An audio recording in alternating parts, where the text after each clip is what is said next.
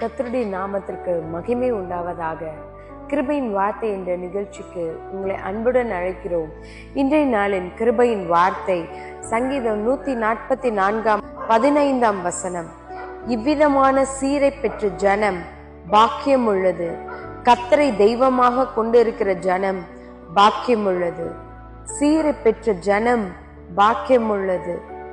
இன்னைக்கு திருமணத்தின் போது சீர் கொடுக்குறாங்க, பிள்ளை பிறந்த ஒரு சீரு, இப்படி பலவிதமான சீர்கள், சீர்வரிசை, தாய்மாமா சீரு அப்படின்னு சொல்லி ஏகப்பட்ட சீருலாம் சொல்லுவாங்க. ஆனா இங்க பாருங்களேன், சீரை பெற்ற ஜனம் பாக்கியம் உள்ளது. அந்த சீரு அப்படின்றது ஒரு கிஃப்ட். அப்ப என்ன ஒரு கிஃப்ட்? சீரை பெற்ற ஜனம் பாக்கியம் உள்ளது. இயேசு கிறிஸ்துவே நம்மளுக்கு ஒரு கிஃப்டாக பிறந்தார். பாருங்க, ஏசாயா 9:6 வசனத்திலே சொல்லப்பட்டிருக்கிறது. நமக்கு ஒரு பாலகன் பிறந்தார், நமக்கு ஒரு குமாரன் கொடுக்கப்பட்டார், கர்த்தத்துவம் அவர் தோளின் மேல் இருக்கும். அவர் நாமம் அதிசயமானவர், ஆலோசனை கர்த்தா, வல்லமையுள்ள தேவன், நித்திய பிதா, சமாதான பிரபு என்னப்படும். அப்ப பாருங்க, அதிசயமானவர், ஆலோசனை கர்த்தர், வல்லமையுள்ள தேவன், நித்திய பிதா, சமாதான பிரபு, இப்படிப்பட்ட கிஃப்ட பெற்றவர்கள் பாக்கியம் உள்ளவர்கள்.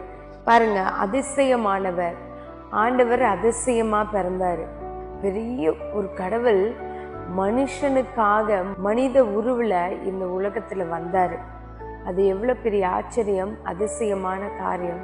நம்ம வாழ்க்கையில அநேக அதிசயங்களை நம்மளால செய்யவே முடியாது, நம்மளால இதெல்லாம் செய்ய முடியுமா அப்படின்னு நம்ம நினைக்கிற காரியத்தை கூட ஆண்டவராகிய இயேசு கிறிஸ்து நம்ம வாழ்க்கையில அதிசயம் செய்ய அவர் போதுமானவராய் இருக்கிறார்.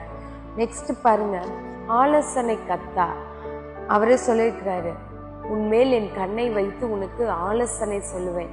நம்ம எந்த வழியில போறது, எப்படி செய்யறது, என்ன பண்றது ஒண்ணுமே புரியாத நேரத்துல கூட கர்த்தரை நோக்கி நம்ம கேட்கும்போது கர்த்தர் நம்மளுக்கு ஆலோசனை கொடுக்கிற தேவனாய் இருக்கிறார். அடுத்ததாக பாருங்க, வல்லமையுள்ள தேவன். ஒண்ணுமே பண்ண முடியலையே, எனக்கு இதுக்கு சக்தி இல்லையே, பலன் இல்லையே, நம்ம நினைக்கிற நேரத்துல எல்லாம் அவர் நம்மளுக்கு பலனை தந்து, வல்லமையை தந்து, அவருடைய சத்துவத்தினால நம்மளை நிரப்பி காரியத்தை வெற்றியாக முடிய பண்ணுகிற தேவனாய் இருக்கிறார். அடுத்தது பாருங்க, நித்திய பிதா, நம்மளோட நித்தமும் இருக்கிறவர். நான் உன்னை விட்டு விலகுவதும் இல்லை, உன்னை கைவிடுவதும் இல்லை என்று சொல்லப்பட்டிருக்கிறது. மனுஷன் நம்மளை ஏமாத்திடலாம், மனுஷன் நம்மளை எல்லாம் கைவிட்டுறலாம், ஆனா தேவன் நம்மளை கைவிடவே மாட்டாரு. நம்ம கூட எப்போது நித்தியமா இருப்பார். அடுத்து சமாதான பிரபு, சமாதானத்தை தருகிற தேவன். இன்னைக்கு நிறைய பேரு சமாதானத்தையும் நிம்மதியையும் தேடி எங்கெங்கயோ அலைஞ்சிட்டு இருக்கிறாங்க. ஸ்ட்ரெஸ்ஃபுல்லா இருந்து குழப்பமான சூழ்நிலையில ஒரு தெளிவு இல்லாதபடிக்கு குடும்பத்துல ஒரு குழப்பங்கள், பிரிவினைகள், இப்படி சமாதானம் இல்லாத ஒரு நிலைமையில இருந்து கொண்டு இருக்கிறாங்க.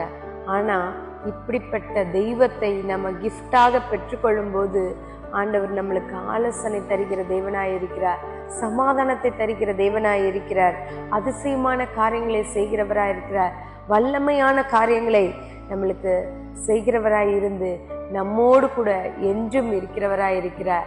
கர்த்தர் தாமே இந்த வார்த்தையை ஆசீர்வதிப்பாராக. ஆமென்.